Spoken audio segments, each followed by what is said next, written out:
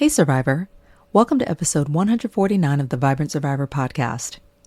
In this episode, we're going to talk about body-based regulation and the power of drumming, and why and how movement and rhythm can help you to release stress, regulate your nervous system, and reconnect with your body after trauma. I'm going to share what happened at a recent survivor healing group that I attended, where we learned how to use drumming as a healing tool, and what it felt like for me, what science says about it, and how you can try it too. But first, let's self-regulate with a 4-4-8 breathing exercise, if you'd like. And I invite you, if it feels safe for you to do so, to just let your shoulders drop and just take an exhale. And we'll inhale for 4, hold for 4, and exhale for 8. Ready? Inhale, 2, 3, 4. Hold, 2, 3, 4. Exhale, 2, 3, 4, 5, 6, 7, 8. Notice what's happening in your body right now. Grab your notebook and pen, and let's dig in. Hey, Survivor. Welcome to the Vibrant Survivor podcast. Do you want to disconnect from a narcissistic or toxic situation and heal? Are you Googling how to identify a narcissist, narcissistic abuse, and boundaries? Are you feeling stressed and lonely while trying to avoid being sucked back in and lied to again? Hey, I'm Lesley. As a busy wife and mom, I fell for the lies and manipulations of narcissists. I wasted my time, talents, and money on users who kept moving the goalposts. I wanted real relationships and business opportunities and to enjoy life with my family. Instead, I struggled with anxiety, panic attacks, and insomnia, and I couldn't trust my body or anybody until I took a holistic approach to healing. In this podcast, you'll find tips for healthy living, trauma healing, and boundaries so that you'll have the freedom, confidence, and inner peace to respond, not react, after narcissistic abuse. Take a deep breath in, let it out slowly, and just relax. This time's for you. Healing isn't just about talking. It's about teaching your body that it is safe again. And we're going to explore drumming as a trauma healing self-regulation tool and talk about how trauma gets stored in the body and how rhythm can help to reconnect you with a sense of safety and self-trust. After all, you can't think your way out of trauma or talk your way out of trauma for that matter, but you can move your way into healing. So this week, I participated in a group trauma healing session where we were talking about body-based regulation.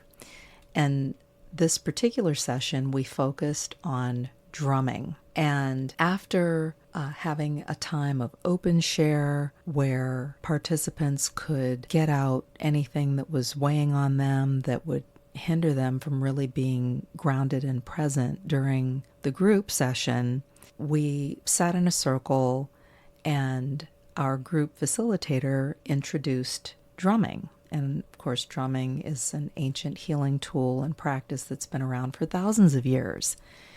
To set the tone for our session, the facilitator dimmed the lights, cleared the space with a little Palo Santo for grounding, relaxation, and clarity purposes, lit a candle, and put on some music, a song called Circle of Women by Nalini Blossom, who is a singer-songwriter and sound healer.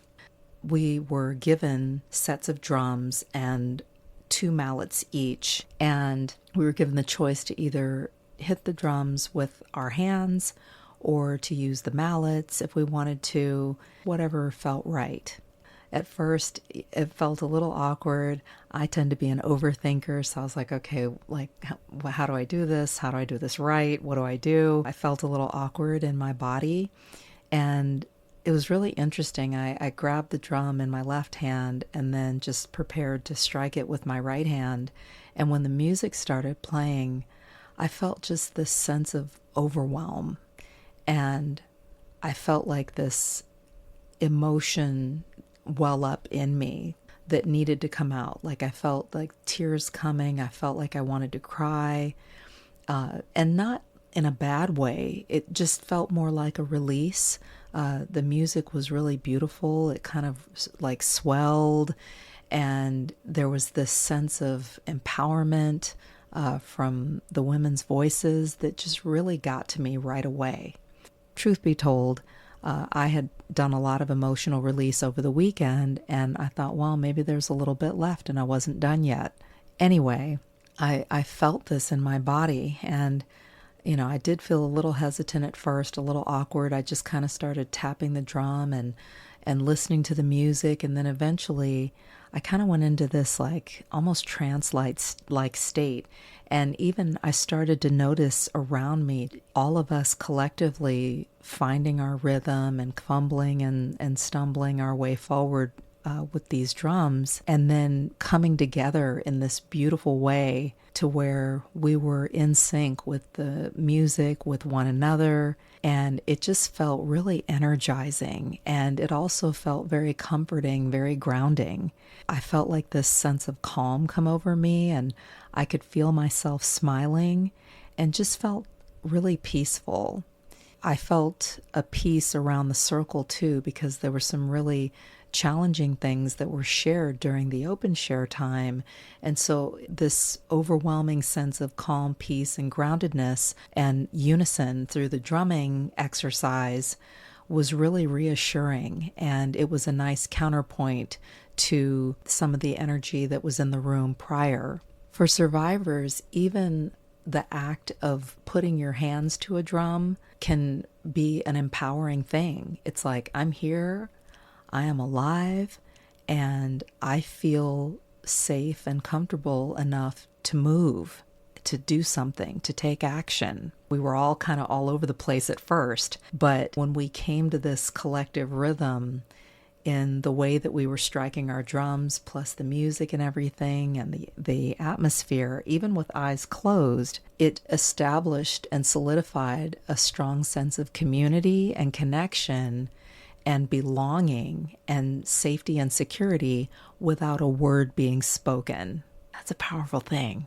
So trauma causes dysregulation in the body and really throws the nervous system into fight, flight, or freeze mode. And the rhythmic sound and movement, say in the act of drumming, can help to kind of resync the brain and the body and activate the parasympathetic nervous system and create that rest and restore response. And drumming is also a form of bilateral stimulation, kind of like EMDR, where it helps to integrate your emotional memory and help to reduce tension in the body. And there's a study in 2019 that found that group drumming helps to reduce anxiety, depression, and inflammatory stress markers while boosting social connection and emotional regulation. And establishing a rhythm can help to restore a felt sense of safety and security that ties in with Porges's polyvagal theory. So it's not just about the music. I mean, that was nice and everything, but it's about the repetition, the vibration, and this syncing up that reminds your nervous system that you're safe. So some things that can come up for survivors. I know a lot of things came up for me, as I mentioned, but, it helps to just put it out there, name it, and normalize it, because after all, there's nothing wrong with you. Feelings of self-consciousness, like, okay, awkward. What do I do with the drum? How do I hold it? Some of us are chronic overthinkers or perfectionistic. I know I am. And comparing what I'm doing, or which, even we were given a stack of drums that were all different sizes, even comparing not just my drumming, but my choice of which drum to actually pick up and use. Or, hey, okay, do I do the mallet? Do I not use a mallet? Should I use my hand? What's everybody else doing? I don't want to be the weirdo. It's easy to fall into those traps. or to feel anxious or emotional, because when you move, it helps to reawaken things that have been suppressed. So like when I started the drumming, first I was just kind of tapping on the drum randomly and not really focused on the song that was playing in the background or anybody else, but just kind of randomly tapping on it and doing my own thing. But I felt like that swell of emotion when I started doing that. And it was that plus the combination of, I think, the women's voices. And that's okay. If emotion comes up, that's your body saying it's safe to feel now.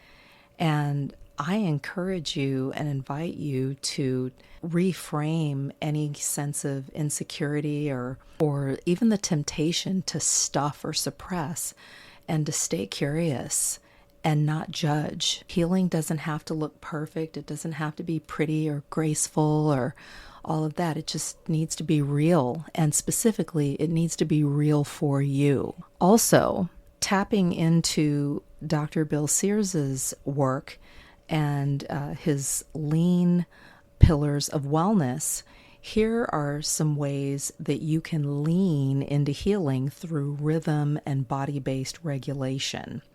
L, lifestyle. You can build micro moments of rhythm just into your daily life. Like, you don't have to have a drum kit. You don't have to have the facilitator of the group healing session that I attended this week had this beautiful drum that was hand painted. You don't need fancy tools. You can do something as simple as tap on your chest or sway back and forth or make figure eights like with your hips. Sometimes I do that during church, like during the song service. And it's very calming. It's very balancing. It's very grounding for me. Or humming, especially at a low pitch, or doing something like dancing a little bit while you cook. Exercising, safety in the kitchen, of course. These types of rhythmic cues can help to keep your nervous system regulated. So maybe something to try, if you'd like, would be doing a 3-minute rhythmic reset just to check in with a song or clapping or walking in between stressful tasks or at key moments or breaks during your day. E, exercise. You can use gentle rhythmic movement to help to release trauma tension, like walking, yoga, drumming, like we did in the healing session this week, or just rocking back and forth. If you have a moment where you're triggered, things happen as we move through life, move through our day, move through the world, interact with other people. There can be triggering moments or re-traumatizing moments, like I've talked to you about with the murder trial. Taking even 30 seconds to do bilateral movement where maybe you alternate your left and right shoulder and roll them, forward, backwards, or marching in place, or just tapping on your thighs and while you're seated, whether it's at your desk or, say, in my case, in a courtroom. Even something like that can help to release some tension. A, attitude. I encourage and invite you to shift away from judgment, like, oh, I'm doing it wrong. Oh, I'm not doing it like everybody else. I'm messing up. I'm ruining the rhythm. I'm going to be on a do not drum list. To giving yourself permission, like, my healing has its own rhythm. And you can take a journal prompt, like, what rhythm does my healing need today? That's so important. And we were encouraged even during our session this week to see how things feel. Check in with yourself. N, nutrition. You can support your brain and gut connection with steady nourishment of real foods, protein, hydration, magnesium-rich foods that are going to help to calm your nervous system. So after you've maybe done some intense emotional work or had a lot of things come up, when and if you're able to try to eat something grounding, like oatmeal with nuts, seeds, and berries on top, or a leafy green salad with avocado or some chickpeas on it, or maybe even some fermented foods like sauerkraut, or maybe a warm lentil soup. We're getting into fall, and I love to make a red lentil pumpkin curry soup or something, say, if you're winding down for the evening and your kitchen is closed for you for the night, something like a warm cup of chamomile or ginger tea just to calm your system and set you up for a good night's sleep. Some practical grounding tools that can help you with regulation that you can do anytime, any place, like we always do on the podcast. You can do the 4-4-8 breathing exercise, where you inhale for 4, hold for 4, and exhale for 8. And the exhaling for 8 count is where the magic happens and your parasympathetic nervous system is activated, and it creates that sense of calm and balance. You can also do things like rhythmic tapping, where you alternate tapping your left and right knees while you just take some slow breaths. And you can do that seated anywhere, anytime.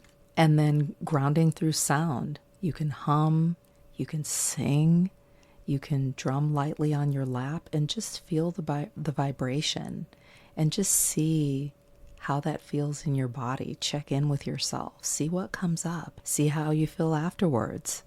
You are teaching your nervous system that safety has a sound, a rhythm, and that sound or rhythm comes from you. So there may be time when you need to seek additional support. So somatic healing like this, or body-based healing, can cause old trauma to surface. And if you feel overwhelmed, if you are starting to dissociate or even kind of panic, definitely reach out to a trauma-informed therapist or a counselor or a trusted friend who can guide you and support you even, or a medical provider.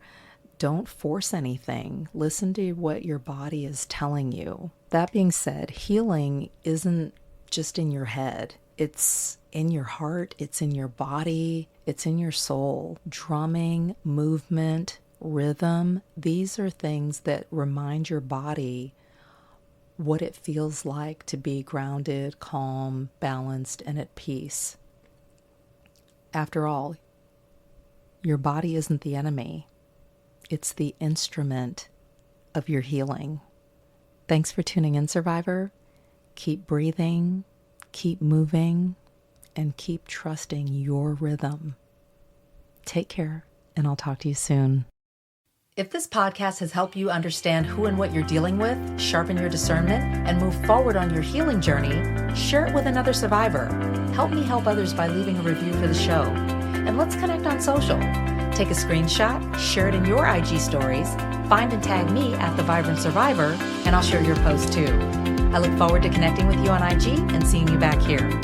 You're not alone and you're not crazy. Know who you're dealing with, know who you are. Take care, and I'll meet you back here next week. Bye-bye.